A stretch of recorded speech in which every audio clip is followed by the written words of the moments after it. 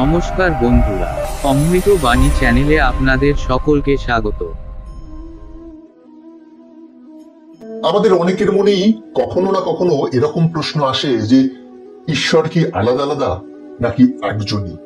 অনেকেই বলেন যে ঈশ্বর একই, কিন্তু ঈশ্বর যদি একজনই হয়ে থাকে তাহলে এই দুনিয়াতে আলাদা আলাদা ধর্ম কেন? আর এতগুলি ধর্মের মধ্যে সবচেয়ে ভালো ধর্ম কোনটি? আজ আমরা এই সমস্ত প্রশ্নের উত্তর জানবো এই ভিডিওর মাধ্যমে। তাই ভিডিওটা খুবই গুরুত্বপূর্ণ হতে চলেছে, মনোযোগ সহকারে শেষ পর্যন্ত দেখুন। আশা করি এই ভিডিও থেকে অনেক কিছু জানতে পারবেন। তাহলে চলুন শুরু করা যাক। এই প্রশ্নগুলোর উত্তর পাওয়া যায় স্বামী বিবেকানন্দের জীবনকালের একটি ঘটনা থেকে। একবার ভারত ভ্রমণের সময় স্বামী বিবেকানন্দের সাথে রাজস্থানের মুন্সি আলী ফেজ নামের এক ব্যক্তির পরিচয় হয়। মুন্সি আলী তখন স্বামীজিকে বলে, স্বামীজি, আপনাকে আমি একটা প্রশ্ন করব। স্বামীজি হেসে বললেন, হ্যাঁ নিশ্চয়ই করুন, কি জানতে চান আপনি? মুন্সি আলী তখন বললেন, আমাকে ছোটবেলা থেকে শেখানো হয়েছে যে আল্লাহ এক এবং একমাত্র, আর তিনি এই বিশ্ব সংসার বানিয়েছেন।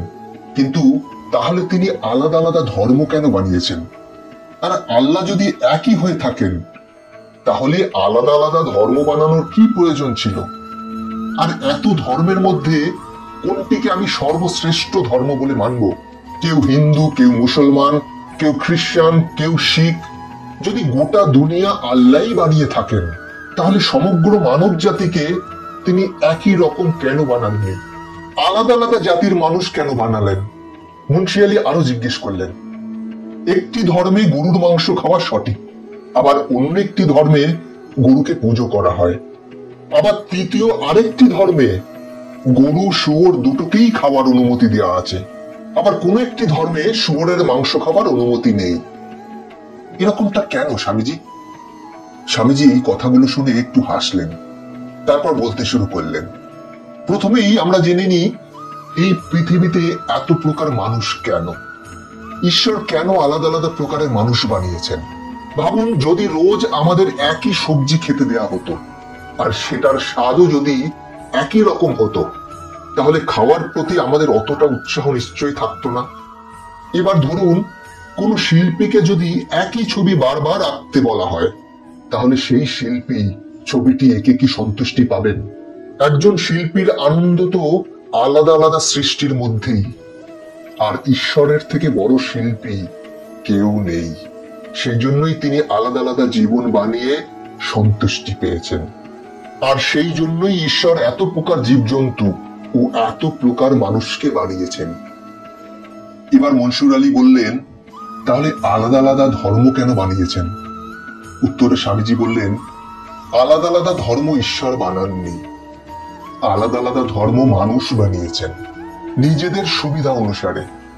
আর নিজের দেশের জলবায়ুর হিসেবে সমস্ত ধর্মের নিয়ম বানানো হয়েছে।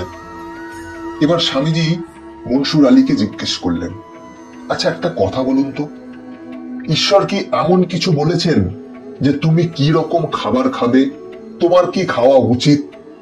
মনসুর আলী তখন বললেন, না, এগুলো আমি মানুষের মুখে শুনেছি। স্বামীজি আবার বললেন, মানুষ নিজেদের ধর্মের নিয়ম নিজেদের দেশের জলবায়ুর হিসেবেই বানিয়েছে। যারা সাগরের ধারে থাকতো তারা ফসল ফলাতে পারত না, সেই জন্য তারা সমুদ্রের মাছের উপরই বেশি নির্ভর করত। আবার যারা উর্বর জমির উপর থাকতো তারা খুব সহজেই ভালো ফসল ফলাতে পারত, আর তারা পশুপালনও করতে পারত খুব ভালো করে। যে জমিতে তারা চাষাবাদ করত সেই জমিকে তারা মা বলে মনে করত। যেই গরুর দুধ দিয়ে তারা নিজেদের সন্তানদের পেট ভরাতো সেই গরুকে তারা মাতা বলে, কারণ এই সমস্ত কিছু তাদেরকে পালন পোষণ করে।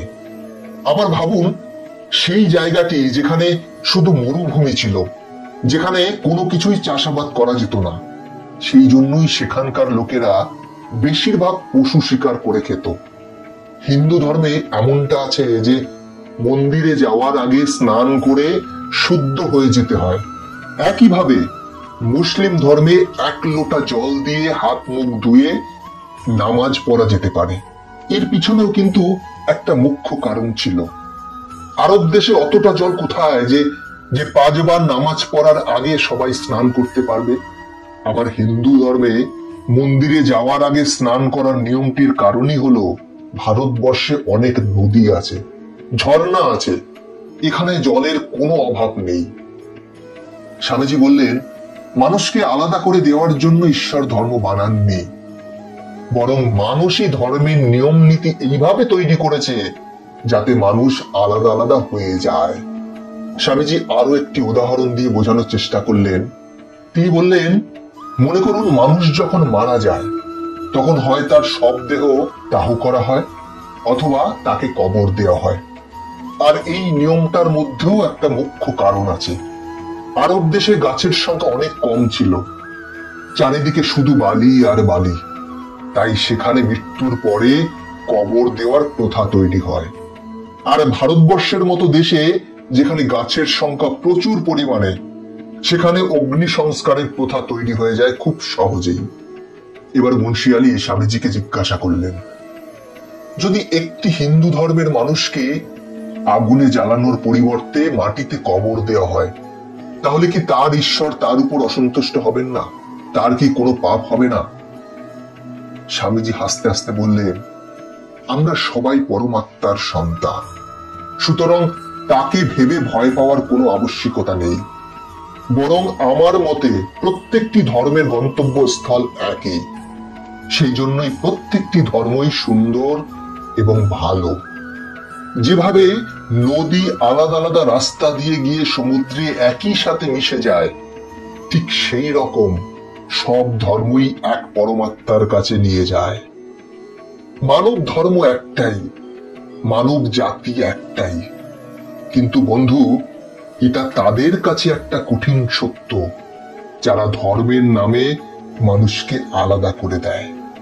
স্বামী বিবেকানন্দ আরো বললেন, আসলে আমরা সবাই একই, কেউ আলাদা নই। তাই বন্ধুরা, যারা ধর্মের নামে বিভেদ তৈরি করে, ধর্মের নামে মানুষকে ভুল পথে চালিত করে, তাদের থেকে দূরে থাকুন।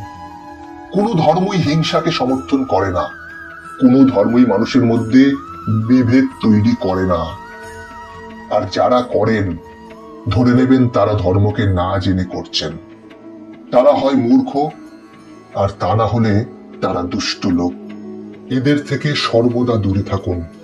এদের কথা কখনো বিশ্বাস করবেন না, কারণ এরা নিজেদের স্বার্থে সমাজকে ব্যবহার করছে। আজ এ পর্যন্তই। ভিডিওটা কেমন লাগলো কমেন্ট করে জানাবেন।